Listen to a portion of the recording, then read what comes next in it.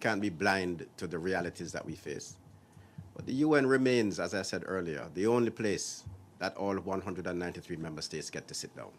And we get to have these discussions. But we have to demonstrate as well that the UN is fit for purpose. And that is what this is designed to help with. It is not a silver bullet. But this will help to ensure the relevance of the UN for all member states. And if we are able to demonstrate that the UN is capable of reforming itself, not by pressure from one or another, but by the collective will of the member states of the organization, then our global citizens who are the beneficiaries and our constituents will see that the work that we're doing is worthwhile. And as that constituency continues to believe in the relevance, then member states will also see its value. And we're very confident that that will happen in the days and weeks to come. Thank you. Joe? Joseph Klein, Canada Free Press.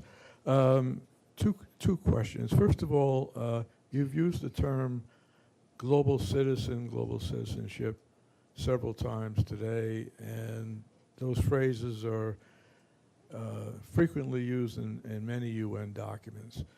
I haven't seen a definition, particularly any legal definition,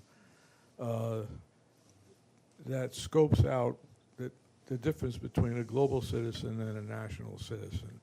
I mean, I understand that there are transnational issues and environment and pandemics and so forth, but dealing with them cooperatively does not necessarily translate to a concept of global citizenship.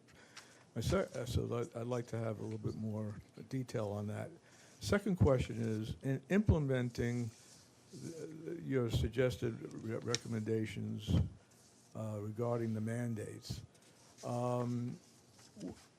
would that include a monitoring mechanism on how they're being implemented?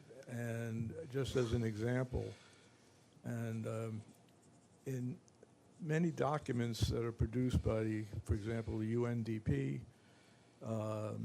UNICEF, UNESCO, give the author's point of view on controversial issues like gender identity and so forth, and probably take a lot of time and resources to produce it, rather than giving balanced views and collecting data more objectively. Are you suggesting an examination of the content of these reports and perhaps some parameters to limit and define what should be the scope of those reports? Thank you. So I'll take the question on the global citizen, since I've used that term. And let me just be clear, I'm not trying to define legally what a global citizen is. I'm referring to the people the United Nations serves at its broadest level. So I'm not here trying to reinterpret that phrase. And I'll ask Carolyn to answer the second. Sure. I also have a view on the first one. And I will note that Ambassador Wallace used that term in response to a question, but I have a view on it as well. In New Zealand, a country very far at the bottom of the world, we know we cannot be a prosperous and secure nation unless we're part of a global world. Our ships that come to take our dairy products, the rules and regulations that guide rocket launches into space, we are the third largest site for rocket launches into space, the telecommunications networks that we need, the biosecurity rules, pandemics, as you say, transboundary issues in the skies and the seas and in space. These are things we have to do as an international community. And so whether you use the word global citizenship or international community or just international cooperation between states, that's what we think about and when we took this job on. And so we're committed to improving that. In terms of the ways that reports are written, I hear your statement posed as a question, But I guess what we would say is member states have been very clear about what they expect in reporting. And if you look into the resolution, you will see statements there about the need for member states and the Secretariat alike to use evidence-based decision-making, to use impartiality when it comes to making analytical assessments. So that language is very strong in the resolution, both as a principle and in specific actions as well. So I would encourage you to have a look at the content there and see if it responds to the question that you have. Thank you. Thank you very much. Evelyn? Thank you, Stefan. You've touched on, Evelyn Leopold. You've touched on this issue before, but many of the delegations will take the microphone for the purpose of getting publicity in their home countries. I don't know how you stop this, but are you getting support for this endeavor from a lot of countries, or do they feel you're intruding on their own publicity machine? Thank you. Thanks for the question. The resolution was adopted yesterday by 168 member states in favor. And we had, the adoption was the result of an engaging process of consultations with all member states in various different formats. And we heard the concerns that were expressed. And some of them expressed concerns about that very issue, the ability to bring visibility to issues of particular concern to them. This is the UN, and this is the space to do those things. So we're not here looking to constrain member states' prerogatives. What we're doing is asking for more discipline in how those prerogatives are exercised. And we don't think that this will have a chilling effect on member states' willingness or desire to bring things that are important to them or to their region or, in their view, to humanity to the table for discussion at the UN. And we have heard very encouraging things from the membership about how they see the process and how they believe that the resolution will be impactful in that regard. Islam, and then we have to shut it down because I have to brief, and then the President of the Council is coming. Thank you very much. A quick question, and I am sorry I arrived a little late. If you could just introduce yourself, Islam. Oh, my name is Islam Doğru from Anadolu Agency. So I apologize, I arrived a little late if you already mentioned this.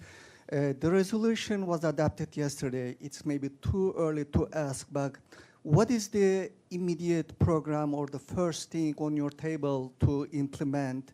How soon can we expect to start seeing the effects of this resolution? Thank you. Today. From today, there are many actions in the resolution that are to be implemented from the 1st of April. Any new proponent of a mandated activity now needs to produce a concept note from today. They need to find their technical contact point in the system. They need to provide indicative financial implications for what they are proposing. So today, I could speak about many of the other actions. What we did explain, I think, before you came in is there are some tricky things that are complex that still need to be worked through, and those tasks have moved to the working group for consideration and decision making. So it is true that a number of the actions will come on stream over time, but my expectation as a co-chair and what the resolution says is today. Thank you. If I could just add one quick thing to that. Another thing that we have already seen that started during the process was the mandate registry, which does help with visibility across the mandate landscape at the moment. So that is already available for use. And a part of this, the tasks in this resolution for the Secretariat is to continue to develop that tool to increase and enhance the visibility. So those things are immediate. Some of the benefits we would have seen during the process, and the others we committed to yesterday, and they come into effect, as Carolyn said, immediately.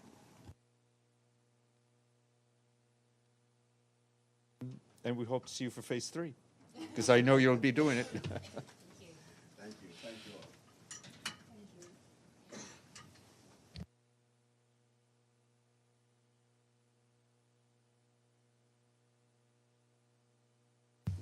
All right, thank you. Good afternoon again. After we're done, after you're done with me, you will be joined by Ambassador Jamal Faris Al-Ruwaihi, who, as you know, is the permanent representative of the Kingdom of Bahrain to the United Nations, and for today's purposes, President of the Security Council for the month of April.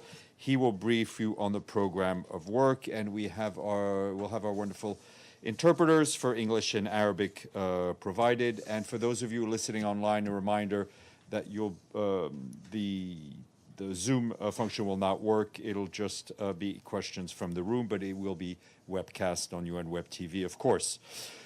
Turning to the Middle East, as the situation continues to be very volatile with ongoing hostilities, especially impacting our peacekeeping operations in Lebanon. Tragically, as you know, the UN interim force in Lebanon, UNIFIL, has suffered 3 fatalities in the last few days. And as we've said repeatedly, these incidents are unacceptable and demand full accountability. Investigations by us are underway, and despite the challenging situation on the ground, we hope to be able to update you with those results as soon as possible. These investigations take time as technical experts examine physical evidence on the scene, while others look at the context and liaise with parties to collect and verify information. The circumstances on the ground are such that deconflicting with parties in some instances have prevented the timely access of UN personnel to the incident scenes for investigations, and that, of course, has caused delays.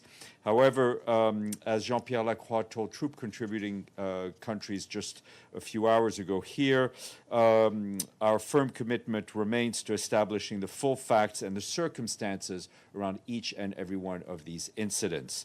Also he reminded them that attacks on UN peacekeepers may constitute war crimes under international law.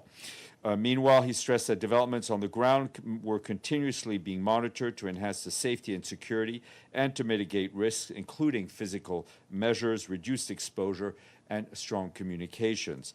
He also expressed his most sincere gratitude for the commitment of our courageous men and women serving in our peace operations in the Middle East, under such challenging conditions, fulfilling their mandates given to them by the Security Council. And also in Lebanon today, Tom Fletcher, our Undersecretary-General, remains in Lebanon. As we told you, he met today with Nabi Berri, the Speaker of the Lebanese Parliament. Mr. Fletcher spent the last 2 days witnessing firsthand the devastating impact of the conflict that Lebanon has been dragged into on the humanitarian situation in the country. He visited a collective shelter and met with displaced families and frontline responders, including Lebanese Red Cross staff and ambulance teams. The scale of the humanitarian needs continue to outpace our available resources. We've received just $94 million of the $308 million we asked for in the recent flash appeal. We urgently need more funding to not only sustain, but to scale up our operations. We and our humanitarian partners are continuing to do whatever we can to protect and to help people. We've reached thousands of children and their caregivers with psychosocial support, and we're working to reunite families and alert people to the dangers posed by unexploded ordinances. Mr. Fletcher also visited the country's border with Syria, where more than 200,000 people have now crossed from Lebanon into Syria since the start of the escalation. Tom met with some families who've chosen to return to Syria from Lebanon. Many of them told him of their determination to return to their communities and contribute to rebuilding their country. We and our partners on both sides of the border blue line. We and our partners on both sides of the border continue to support people on the move and ensure that aid reaches those who need it. Following his travels to Lebanon, Mr. Fletcher will travel to Syria, where he will be joined by Alexander De Croo, the administrator of the UN Development Program. Their joint visit is there to underscore the need to move from a humanitarian response to a development, recovery, and reconstruction phase.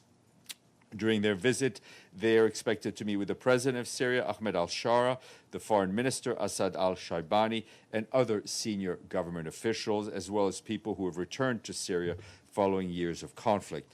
They will also visit a UNDP-backed site that supports the clearing of debris and unexploded remnants of war. Together with the government, Mr. Fletcher and Mr. De Croo will take part in the launch of this year's Humanitarian Needs and Response Plan and the launch of Syria's Statement of Recovery Priorities and on recovery priorities for international cooperation. And we expect both Mr. De Croo, Mr. Fletcher to brief you here via video from Syria, and that'll be tomorrow at 11 a.m. In this very room. Our good friends at the UN Trade and Development Office, or UNCTAD for short, have said in a report issued today that maritime traffic through the Strait of Hormuz has come to a near halt with 95% drop in daily ship transit over the past months. As a result, UNCTAD forecasts a drop by at least a percentage point in annual merchandise trade growth, as well as rising inflation spurred by surge in crude oil prices. UNCTAD forecasts a drop in world GDP to about 2.6% by the end of the year, as well as a fall in stock markets and a depreciation of currencies in developing countries. Among other things, the agency calls for governments to consider a policy of mix to stabilize price levels as inflation pressure rise, particularly for vulnerable population, and for development banks to be empowered to provide emergency loans. Also, just want to flag for you something that caught our interest today, and that is update from Volker Turk, the High Commissioner for Human Rights, who warned today that restrictions on civic space and freedom of expression have significantly risen across the Middle East since the U.S. And Israeli attacks on Iran and the start of the conflict. He said the waves of arrest and broad clampdowns, mostly on vaguely defined accusations, have deeply chilling effect on people, many of whom are already living with uncertainty, fear, and anxiety. The rest is online. And turning to Gaza, our colleagues at the Office of the Coordination of Humanitarian Affairs tell us that we and our partners are continuing to deliver critical assistance despite the pressure on Karim Shalom Karim Abu Salam, the only crossing that is open for cargo. Yesterday, humanitarians brought over 270,000 liters of fuel into Gaza to keep critical humanitarian services running. Meanwhile, the Food and Agriculture Organization collected animal fodder, while UNICEF was able to retrieve 240 pallets of supplies that included nutrition, medicines, and kits containing sanitary pads, as well as toothpaste, a body wash, underwear, and scarves. OCHA reiterates that to scale up the response, more crossing must be open for the movement of people and cargo. Today, our colleagues from FAO also announced the scale-up of their cash assistance to reactivate local crop production for an additional 1,000 farmers in Gaza. The assistance builds on a successful pilot that was launched last year when 200 farmers managed to grow more than 500 metric tons of fresh vegetables, with support received through the Humanitarian Fund for the Occupied Palestinian Territory. With today's scale-up, FAO estimates that farmers will be able to feed some 95,000 people for a whole year by producing roughly 5,000 metric tons of vegetables. This will help address food insecurity while boosting employment and income generation in Gaza. Also, I was asked earlier by some of you about the latest travels of the Secretary-General's personal envoy for Sudan, Pekka Haavisto. He concluded at the weekend his visit to Sudan, where he, as we told you, he met with a range of Sudanese stakeholders, including General Abdel Fattah al-Burhan, the chair of the Sovereign Council and commander-in-chief of the Sudanese Armed Forces. The personal envoy then traveled to Addis Ababa, where he is based, for introductory meetings with senior African Union officials, including the African Union Commission chairperson. Mr. Haavisto is now in Cairo for engagements with the Egyptian authorities, the League of Arab States, and Sudanese actors in Cairo. From there, he'll travel to Nairobi for further discussions.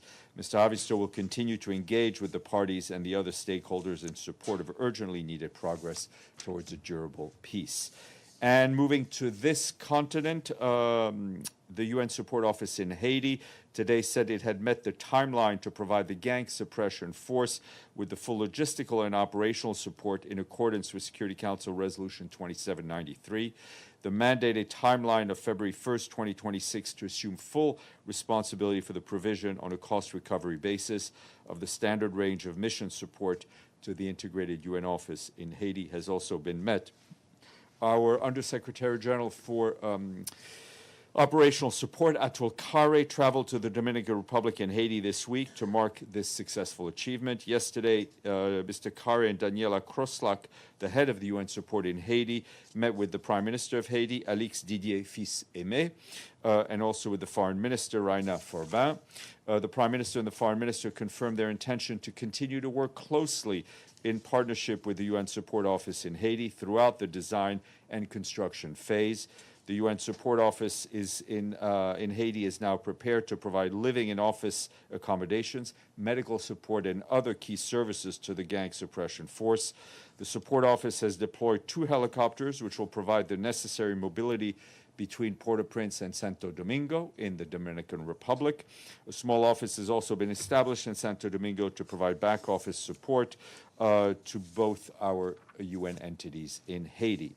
And just to flag, today, the Justice and Corrections Services of the UN Peacebuilding and Peace Support Office is marking its 15th anniversary of its Justice and Corrections standing capacity.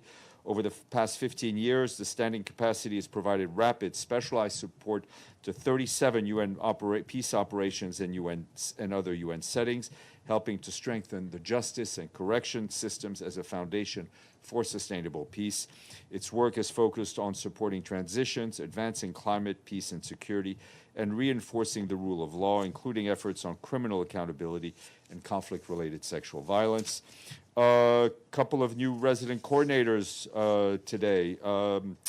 The Secretary-General has appointed Stephen Jackson of Ireland as the new resident coordinator in China, Gary Conneal of Haiti as the new resident coordinator in Kenya, and Shalini Bahugna of India as the new resident coordinator in Papua New Guinea.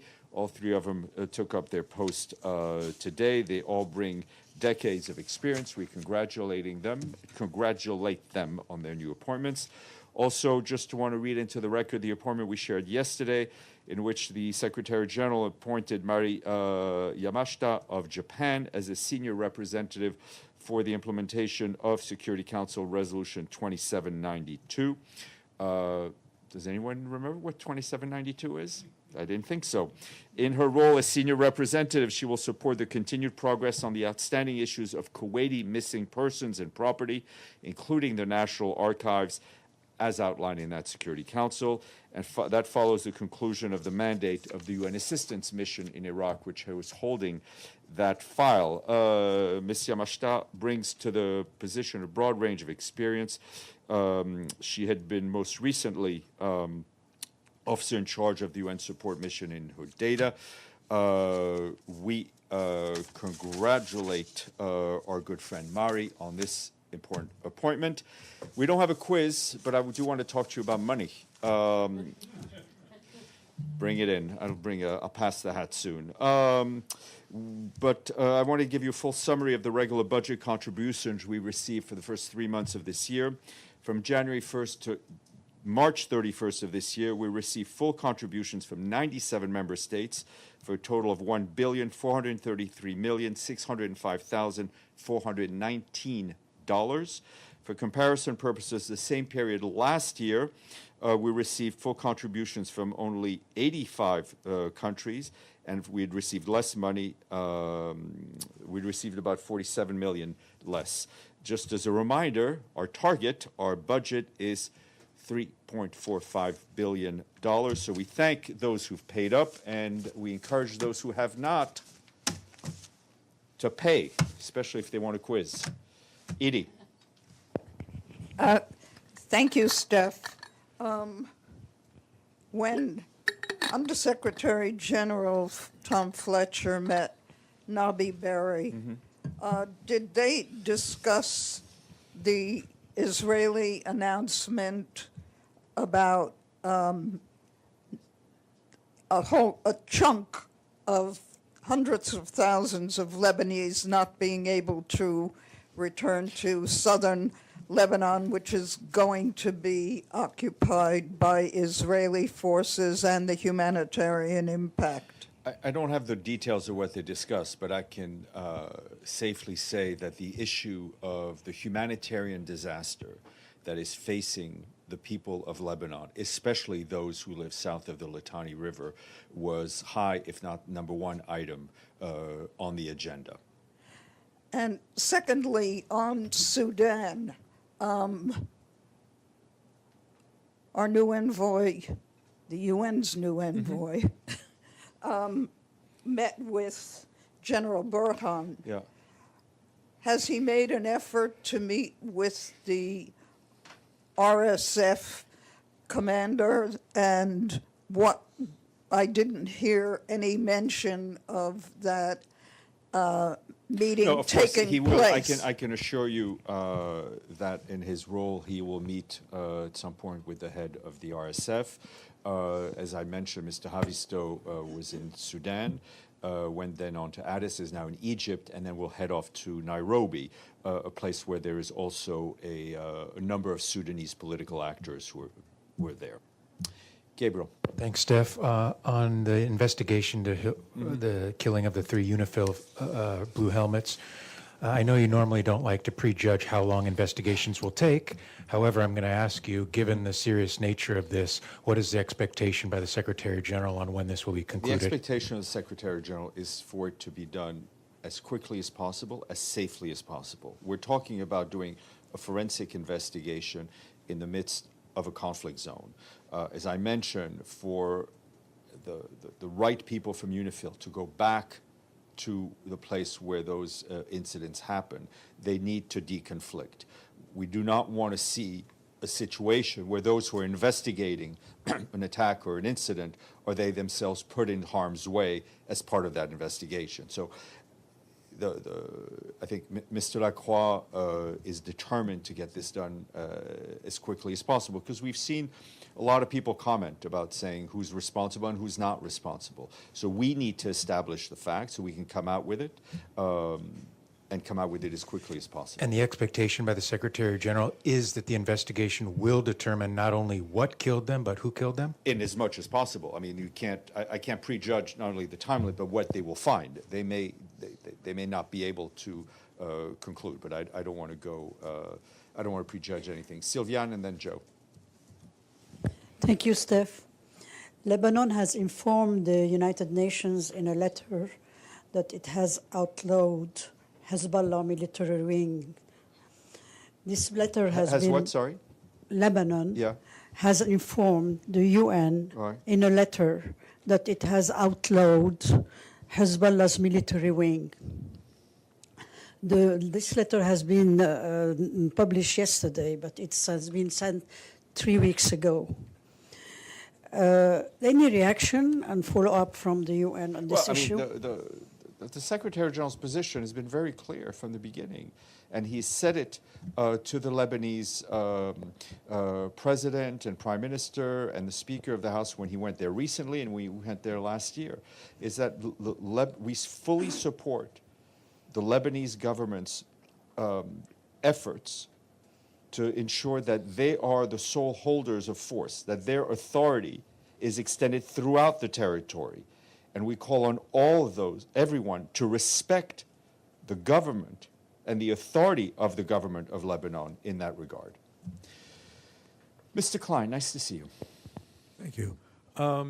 My question regards, again, the Secretary General's repeated call for a return to negotiations between the U.S., Israel, and Iran. As you know, President Trump is going to be speaking tonight on the subject of Iran. Secretary General be happy with a conditional ceasefire proposal? In other words, a proposal that ties agreement to a ceasefire to Iran's agreement to, for example, abandon its uranium enrichment program and surrender the stockpiles it already has, or does the Secretary-General believe there should be an immediate and unconditional ceasefire?